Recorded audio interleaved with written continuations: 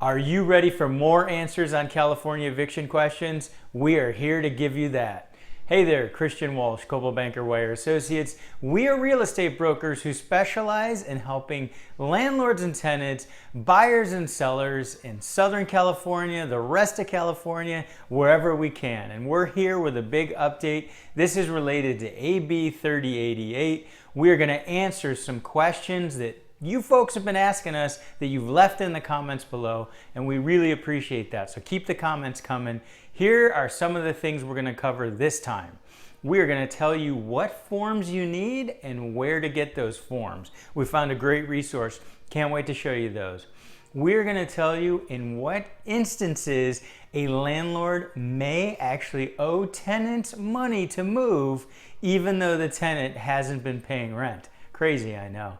And we're also going to talk about when you can evict if you're going to move in or if you're going to sell a property, even if the tenant isn't paying rent. So this is a guide for both tenants and landlords. We have a lot of ground to cover, and we're looking forward to sharing these updates with you. So if you're ready, do me a favor, hit that like button, and let's get started. Before we dive in, 3 quick things to let you know. 1, I can't give tax or legal advice. I'm licensed to sell real estate in California, but I'm not licensed to give tax or legal advice. Everything I say, you need to run by an attorney. And speaking of that, there's a lot of moving parts to this bill. Some attorneys agree and disagree on various parts of it. So I just want to let you know, make sure you're talking to a good attorney who understands evictions and AB 3088 and AB 1482. And the third important point, there may be a local eviction moratorium that takes precedence over AB 3088. So make sure you get the right professional who knows that. Here we are in front of our trusty whiteboard, yet again, where you know I love to be. And we're going to run through no fault and at fault just cause again, because this is a great basis to answer some of those commonly asked questions. And as mentioned, we appreciate those questions. Keep them coming in the comment section below, because everybody's got a slightly different spin. And of course, like I'll say every comment is, make sure you run it by an attorney. So again, I know my handwriting's not that great, so I've tried to do a better job this time. So first, at fault versus no fault. What do we mean by that? Whose fault are we talking about? We're talking about the tenant's fault. So at fault would mean the tenant has done something wrong that allows them to be potentially evicted. No fault means the tenant hasn't done anything wrong, but we're still going to evict them. So let's run through and I'll explain exactly the differences. So we'll start with at fault. So at fault, there's actually a total of 11 at fault reasons that a tenant can be evicted, including, in red, non-payment of rent. And what's interesting, AB 3088 does not allow a tenant to be evicted for non-payment of rent due to COVID-19. So it does actually take away that ability to evict due to non-payment of rent. But the other ones do still apply, and can actually, those evictions can happen right now. The courts are open to these evictions. And that includes a breach in the term of the lease. So the tenant is doing something the lease says they can't. For example, smoking. If it says they can't smoke and they're smoking, that's a breach in the terms of the lease. A nuisance would be another potential issue that they're causing. And we'll have a definition below if you want to see the legal definition of nuisance. Criminal activity is an obvious one. Subleasing. So if the lease says you can't sublease, meaning have another roommate move in or turn it into an Airbnb, then that is a case where they're in big trouble and they're violating the lease. Here's another big one, and we're going to show you how this ties in. Not moving out after proper notice. So that would be grounds for eviction. And again, there's a total of 11. You can ask a good attorney to go through all 11. So now let's talk about no fault. So these are evictions that would happen through no fault of the tenant. And AB 3088 has changed this, has eliminated one of the reasons we could do a no fault eviction. And we'll discuss that in a second. The other thing I wanted to mention is you see the green numbers, and I'll let you know what those mean in a minute. But no fault. So no fault, one way that a tenant can be evicted would be if the owner is moving in, and it can be the owner, a child or grandchild, parent or grandparent. So straight down the line, an uncle or a brother would technically not qualify for a no-fault eviction. The other is a remodel of the unit. Now, AB 1482 allows basically any remodel to happen, just about.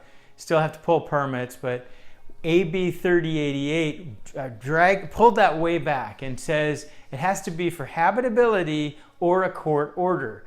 So the only thing I will caution you on, landlords, if you say that it's time to have a tenant move out and you're going to give them proper notice of 30 or 60 days because of habitability, in my opinion, my non-legal, humble opinion, you could be opening yourself up for a bigger can of worms because you had a tenant living in uninhabitable surroundings. So I would use that one very carefully so that you don't open up a bigger can of worms. In fact, I would avoid it during AB 3088 days.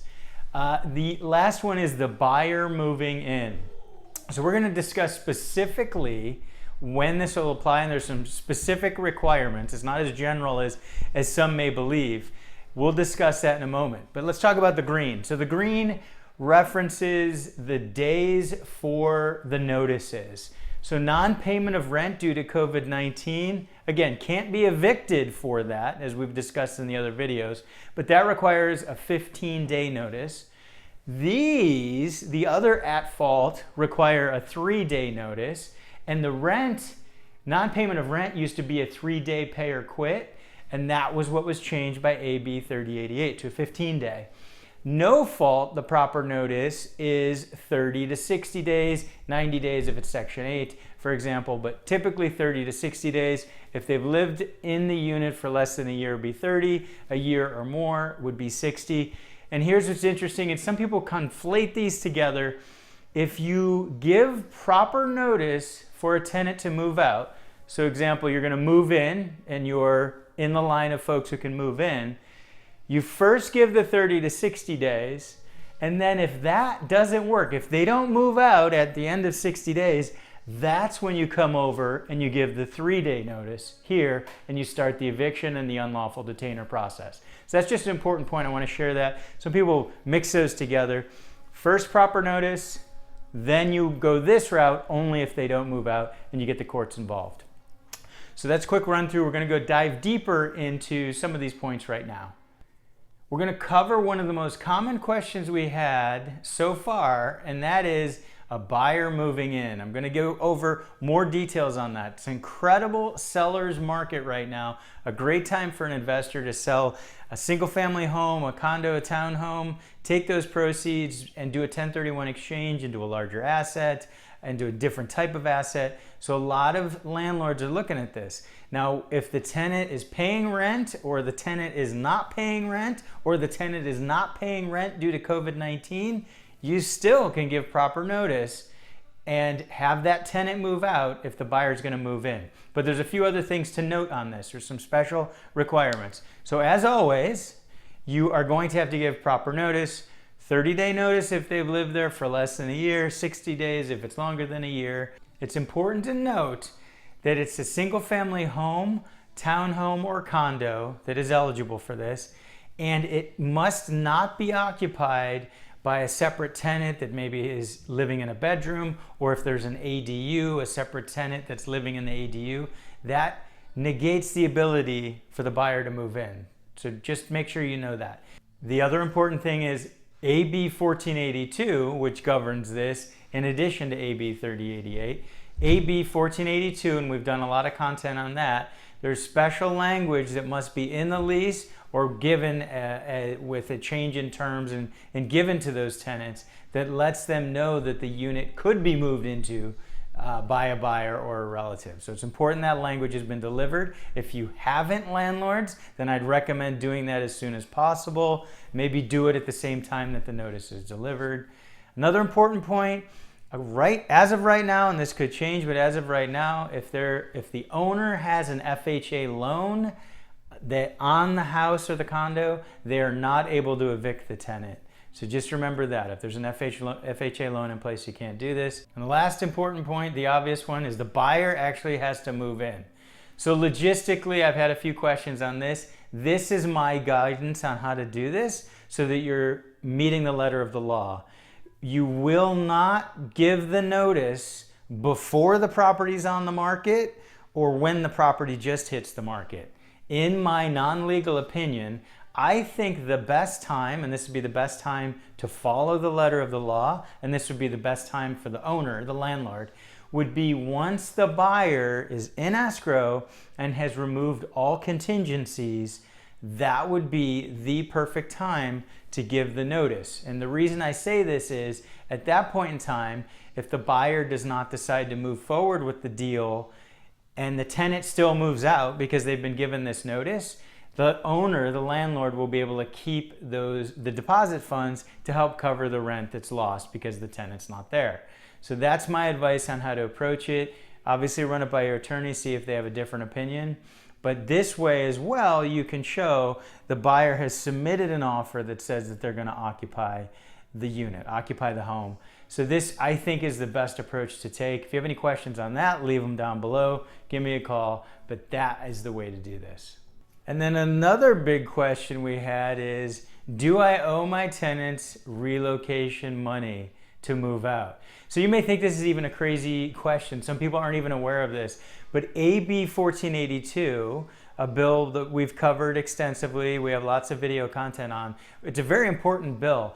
AB 3088 expanded the provisions in AB 1482. I hope you got a flow chart to follow the bouncing around. But AB 1482 put in place rent caps so you can only increase rents a certain amount, and it put in these just cause provisions in order to get tenants out. So what AB 3088 did was it changed the exempt properties for AB 1482. So according to AB 1482, as a landlord, you were exempt from that bill, from the rent caps and from the just cause evictions. You were exempt if you had a single family home, a condo, a townhouse, a building that was 15 years or younger. Those were some of the exemptions. Well, AB 3088 came along and it took away those exemptions related to just cause. It did not expand having to pay relocation fees as part of the just cause. So this all sounds crazy, but let me run through this. There are going to be times where a landlord is going to have to pay a tenant to move out, even though the tenant hasn't actually been paying any rent. And let me explain. The landlord doesn't owe any relocation assistance here. Here's where a landlord will owe relocation assistance if the building is not exempt. And another important point, some local municipalities have other rules related to relocation assistance, so make sure you know your local rules. For example, Long Beach has a much higher relocation fee that's due. So on this side, this is where a landlord could find that they are actually going to owe relocation fees. The prime example would be, let's say you have a fourplex and you are going to move into one of the units, or one of your direct line family members is going to move in. So technically, you owe relocation fees to that tenant in order to move into your property. And it doesn't matter if that tenant hasn't been paying rent due to COVID-19, it doesn't matter. You can go ahead and offset the back rent with what you owe, which in most areas, unless there's more stringent rules, in most areas it's 1 month's rent.